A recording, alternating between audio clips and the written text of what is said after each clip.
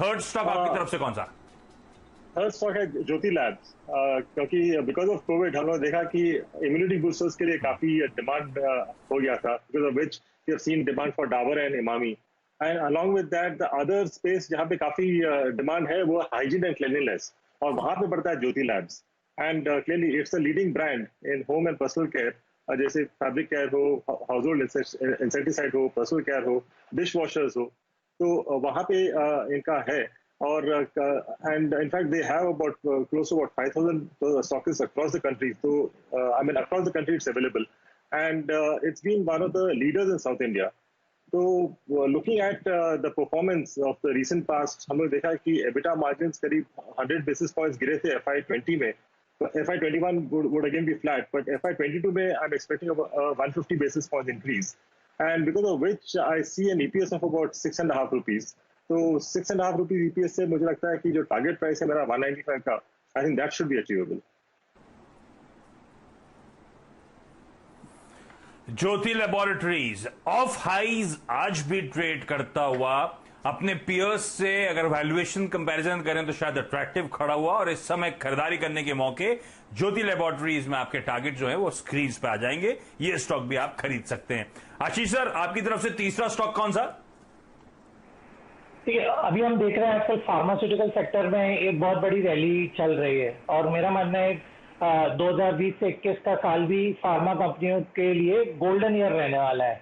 आपने डॉक्टर रेड्डी के बेहतरीन नतीजे देखिए कहां से कहां स्टॉक आ गया। ऐसे ही एक बहुत अच्छे नतीजे आए थे टोरेंट फार्मा के, तो मैं टोरेंट फार्मा को रिकमेंड करना चाहूंगा अगले एक साल के लिए। मेरा मानना है इस स्टॉक में पोटेंशियल है 2700 रुपए से के आसपास जो अभी ट्रेड कर रहा है, वहां से 4000 रुपए तक का पोटेंशियल यहाँ पर भी नजर आता है।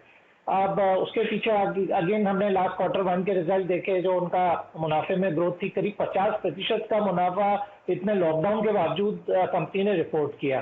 दूसरी बात है, जो ग्लोबली जो कंपनी काफी आगे ऑपरेट करती है करीब 40 देशों में, पर जो अब ग्रोथ ड्राइवर है वो इंडियन कंज्यूमर्स की तरफ से ग्रोथ आ रही है। 12-13 सेक्टर में ये ऑपरेट करते हैं, और अब क्या हो रहा है कि चूंकि लोगों में हेल्थ कॉन्शियसनेस काफी बढ़ रहा है, तो कोई भी किसी भी छोटी से छोटी बीमारी को इग्नोर नहीं कर रहा है, तो इसका फायदा टोरेंट फार्मा जैसी ब्रांडेड कंपनियों को मिलने वाला है। तो मेरा मानना है इस स्टॉक में फार्मा सेक्टर में काफी पोटेंशियल है, और 4000 रुपए अगले एक साल के लिए इसको बिल्कुल बाय कर सकते हैं।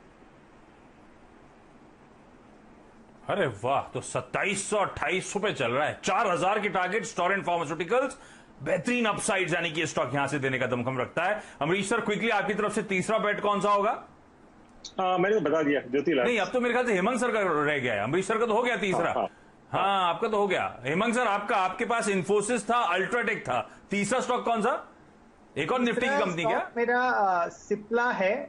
फार्मा एक स्टैंड आउट परफॉर्मर रहा है, और उसमें जो टॉप कंपनी है उसमें एक सिप्ला है। उसका रेस्पिरेटरी जो ड्रग का पोर्टफोलियो है वो काफी स्ट्रांग है, और यूएस के अंदर 6 से 8 नए प्रोडक्ट्स ये कंपनी लॉन्च करने जा रही है, और इवन डोमेस्टिक मार्केट में सिप्ला एक टॉप कंपनी है। और उसके अंदर हम ये मानते हैं कि लास्ट 3-4 साल में जो operating profit margin lower level पे थे, उसमें एक बड़ा इंप्रूवमेंट हम देखने जा रहे हैं।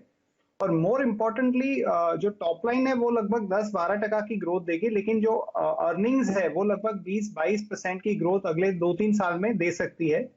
और मैं समझता हूं कि जिस तरह का निश प्रोडक्ट पोर्टफोलियो है, इवन कोविड रिलेटेड जो उसकी प्रोडक्ट है वो भी काफी अच्छी चल रही है, और उसके अलावा भी मोस्ट ऑफ द जो सेगमेंट्स है उसमें उसकी जो प्रोडक्ट्स है वो टॉप 5 में रहती है। तो सिप्ला हालांकि ये रनअप हो चुका है, पर क्योंकि फार्मा सेक्टर में स्ट्रॉन्ग विजिबिलिटी है, तो अगला एक साल में 15% की अपसाइड तो डेफिनेटली एक्सपेक्ट कर सकते हैं। सिप्ला रडार पे रखें, भाग चुका है, लेकिन यहां से भी जिस तरह की विजिबिलिटी नजर आती है, पोटेंशियल अच्छे खासे अपसाइड्स, 585 तक के टारगेट्स के लिए यहां पे अप्रोच करने के मौके। क्विकली